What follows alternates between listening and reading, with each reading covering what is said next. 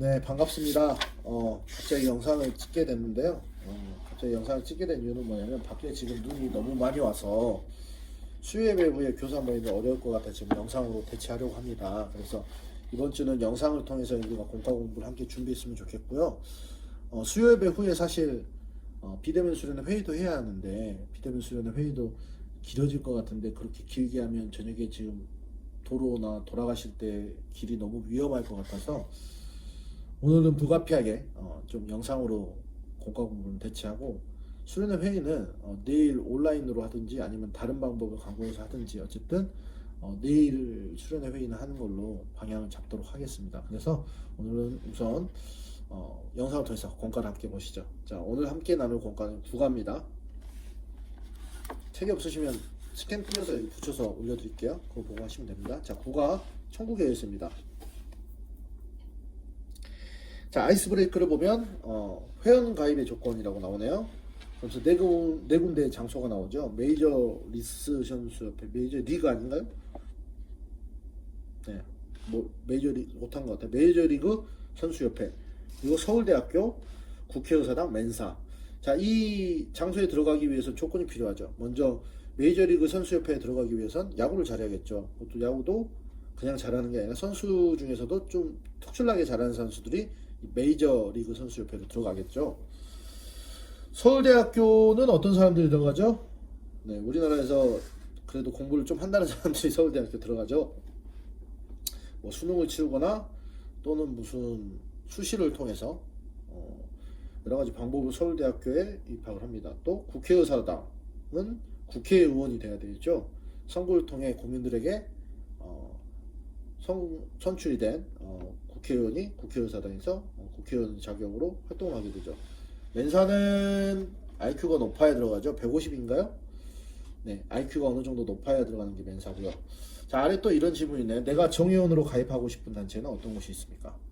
이것도 아이들에게 한번 물어보세요.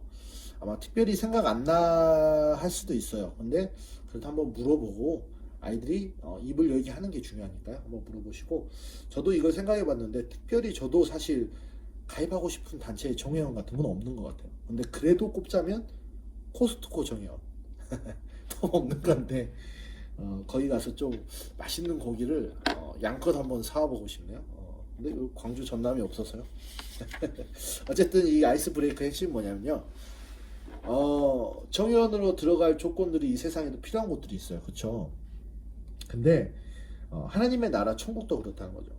천국도 아무나 들어가진 않잖아요. 천국도 분명히 들어갈 수 있는 조건이 필요해요.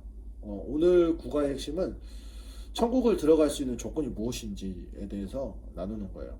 먼저 한 장을 넘겨보면 그 조건에 앞서서 죽음 이후의 세계에 대해서 먼저 이야기를 하고 있어요.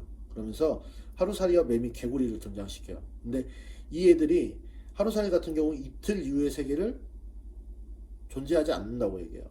매미는 뭐라고요? 다음 주 이후의 세상이 없다 그래요. 그리고 3년 뒤의 세상이 없다고 개구리 말하고 있어요. 자, 이 애들이 이 이틀 이후, 뭐 일주일 이후, 3년 이후의 세계가 없다고 말하는 이유는 뭘까요? 그러니까 이 죽음 이후의 세계라서 경험을 못 해본 거예요. 곤충들이 지금 이틀 이후의 세계를 내가 경험해 본 적이 없으니 이틀 이후의 세계는 없어 라고 생각하는 거고, 일주일 이후의 세계를 경험해 보지 못했으니 일주일 이후의 세계는 없어, 3년 이후의 세계를 경험해 못했으니까 그 이후의 세계는 자기한테 없는 거예요. 그러니까 없다고 생각하는 거예요. 그런데 이게 사람이 이렇다는 거예요. 사람이 지금 곤충에 비교했지만 사람이 이래요. 사람이. 자, 사람이 죽음 이후의 세계를 어떻게 할 수 있습니까? 죽으면 그에 대해서 증언해 줄 수도 없고, 죽으면 끝이니까 우리가 이미 죽음 이후의 세계를 대비할 수가 없죠. 죽었으면 그 이전에 대비를 할 수가 없잖아요. 그렇기 때문에 사람도 죽음 이후의 세계에 대해서 불확실성 속에 살아가요. 진짜 있나? 뭐가 있을 것 같긴 한데, 그렇게 우리는 희미한 세계를 보면서 살아가죠. 근데 그 희미한 세계를 분명하게 우리에게 말씀해주고 있는 게 있어요. 그게 뭐냐면 성경이에요. 성경은 우리에게 분명히 죽음 이후의 세계에 대해서 말하고 있어요. 히브리서 9장 27절에 보면 사람이 죽은 후에 반드시 심판이 있다고 나와 있어요. 한 번 죽는 건 사람에게 정하신 것이고 반드시 심판이 있다. 이거는 죽음 이후의 세계를 말하는 것이죠.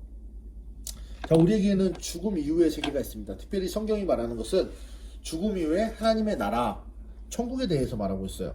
그러면 천국은 어떤 사람이 들어가냐? 천국도 아무도 들어가지는 않겠죠. 그 다음 투 스텝을 보면 죽어서 하나님 앞에 갔을 때 천국에 들어가야 할 자격을 묻는다며.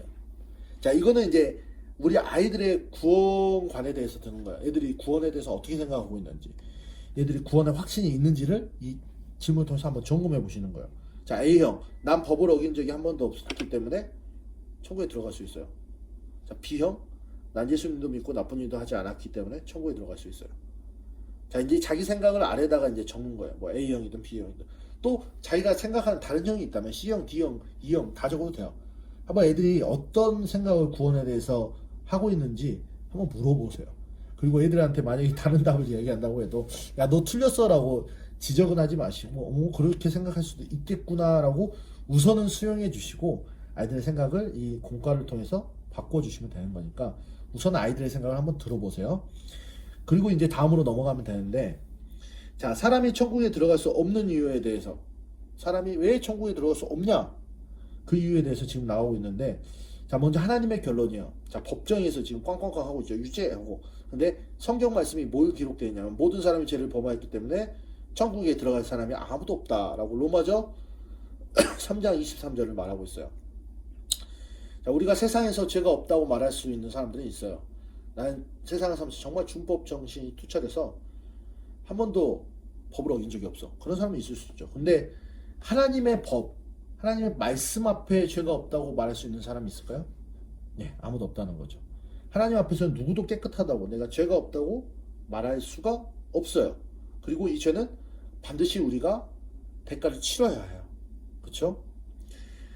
자, 그 다음 보면은 왜 모든 사람이라고 물음표가 돼 있고 어떤 아줌마가 아이를 혼내고 있어요. 그리고 아이는 손에 무언가를 들고 있고 지문이 나와 있어요. 이 지문을 한번 완성시켜 보면 내가 도둑질을 가르친 일이 없는데 너는 어떻게 도둑질을 할 수 있니? 지금도 아마 손에 들고 있는 게 돈 같아요. 그래서 문장 완성시켜 보면 내가 도둑질을 가르친 적이 없는데 너는 어떻게 도둑질을 할 수 있어?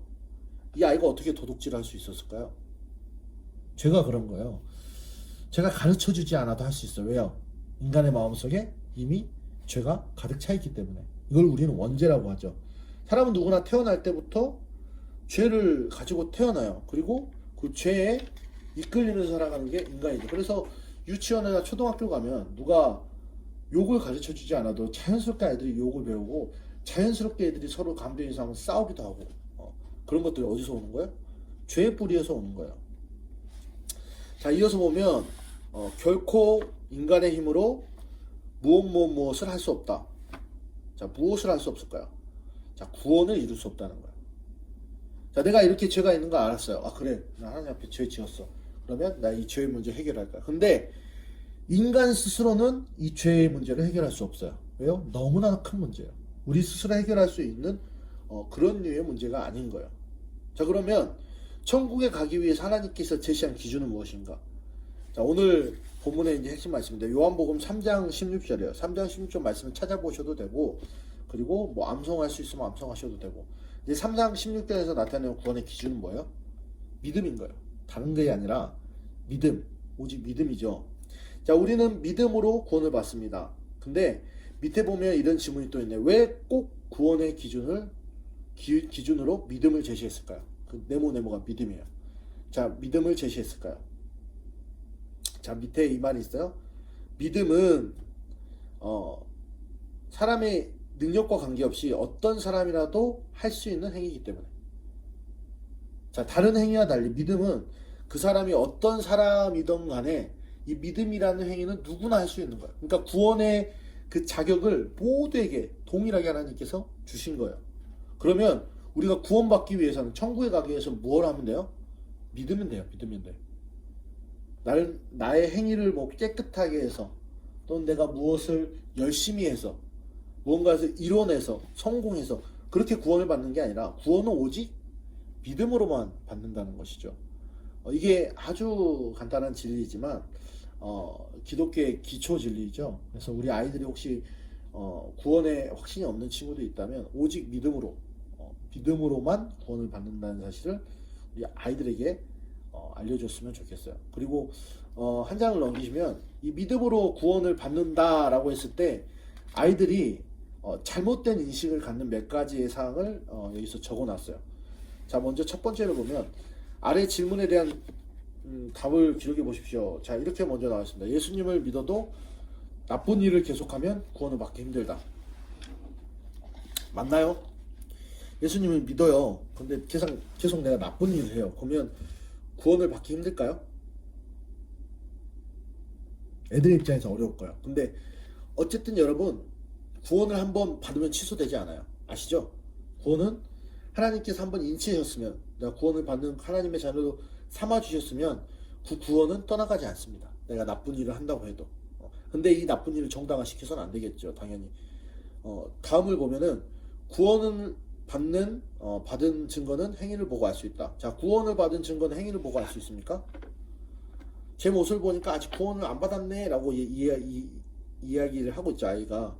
근데 우리가 행위로 이걸 판단할 수는 없어요. 물론 우리가 행위로 그들의 열매를 알 수는 있지만 이것이 구원을 받았다는 완전한 증거가 되진 않죠. 왜요? 신앙에 있어서 신앙이라는 것은 구원을 받고 한순간에 하나님의 은혜를 경험해서 변하는 사람도 있고, 또 모태신앙 같은 경우는 점차적으로 변하는 사람도 있고, 또는 어떤 사람 같은 경우는 조금 신앙에 어려움을 당하고 있어서 지금 굉장히 신앙적으로 다운되어 있는 상태가 있을 수도 있고, 또 어떤 사람은 기복이 심한 사람도 있죠. 자, 그런 사람들을 행위로 판단한다면 구원을 받았다 안 받았다를 우리가 어떻게 정확히 판단할 수 있겠습니까? 그래서 행위는 우리가 구원을 판단할 수 있는 기준이 아니야. 그리고 우리에게 구원을 판단할 수 있는 능력도 없죠. 자격도 없고요. 구원은 누구의 손에 있는 겁니까? 하나님의 손에 있는 것이죠. 그래서 우리는 행위로 섣불리 그 사람의 구원을 판단할 수 없다는 거죠. 그래서 친구들을 보더라도 야, 너 뭐뭐 하던데 너 구원 안 받은 거 아니야? 이런 식으로 얘기하는 건 맞지 않다는 거죠. 자, 마지막에 구원받고 난 후 내 마음대로 살아도 된다. 이거는 이제 첫 번째 질문과 세 번째 질문이 약간 연관성이 있죠. 야, 구원받고 내 마음대로 살아도 됩니까? 구원 받아보시면 알겠죠. 구원 받은 자라면 내 마음대로 살지 않아요. 그리고 내 마음대로 살 수도 없어요. 왜요? 구원을 받았다는 것은 내 삶의 기준이 하나님으로 바뀌는 거예요. 주님으로 인하여 변화된 게 구원을 받은 자인데 내 마음대로 산다? 아니요. 그럴 수 없어요. 내가 구원을 받았다면 하나님 중심으로 변하기 때문에 구원 이후의 삶이 자기 마음대로 이루어진다는 것은 자기 자신의 구원에 대해서 좀 확증할 필요가 있는 것 같아요. 네. 자, 구원받고 난 후 내 마음대로 살아야 되는 건 절대 아닙니다. 아시겠죠? 자, 이게 이제 이 과의 이제 핵심입니다. 그래서 여러분들이 이제 공과를 우리 학생들하고 나누실 텐데, 나눌 때 나누면서 우리 아이들에게 그 구원의 확신이 있는지 없는지를 이번 기회에 약간 점검해 보셨으면 좋겠어요. 그래서 이게 아이들의 영적인 상태를 점검하기 가장 좋은 방법 중에 하나니까요. 아이들이 조금 입을 안 열다고 할지라도 최대한 입을 열어서 대답할 수 있게끔 한번 유도를 해 보시고요. 그리고 아이들이 혹시 잘못된 구원관을 갖고 있다면 여러분이 이 공과를 통해서 오직 믿음으로 구원을 받는다는 것, 그 정확한 구원관 아이들에게 심겨줄 수 있는 귀한 기회가 됐으면 좋겠습니다. 그래서 이번 주일에 2부 순서는 공과를 아이들과 함께 해주시면 될 것 같고요. 공과 공부 시간은 우리가 될 수 있으면 통일하려고 합니다. 그래서 제가 예배를 9시 40분 쯤에 마칠 거예요. 그러면 각 반에 가셔서 체크할 거 체크하시고 공과 공부까지 마치는 시간은 늦어도 10시 10분 전까지는 마쳐주시되 10시 5분 전에 또 움직이지 않으셨으면 좋겠어요. 웬만하면 그 10시 5분부터 10시 10분 사이에 끝내주시되 먼저 끝났다고 이제 움직이면 다른 반에 좀 방해가 될 수도 있고요. 먼저 끝난 반 때문에 다른 반 아이들이 우리 반은 왜 늦게 끝나 이런 생각도 할 수 있으니까 끝나는 시간은 같이 좀 비슷하게 맞춰주시는 게 좋을 것 같아요. 그래서 10시 5분에서 10시 10분 사이에 공과는 끝내주시고 맞춰주시면 될 것 같습니다. 그렇게 진행하면 될 것 같고요. 혹시 차량 운행이나 이런 것들은 제가 따로 이제 선생님들한테 전화를 하든지 아니면 내일 온라인을 통해서 한번 회의를 통해서 한번 이야기를 해보면 될 것 같습니다. 그러면 공과도 기도로 잘 준비해 주시고 오늘 또 수요일에 은혜 가운데 안전히 오시길 바랍니다.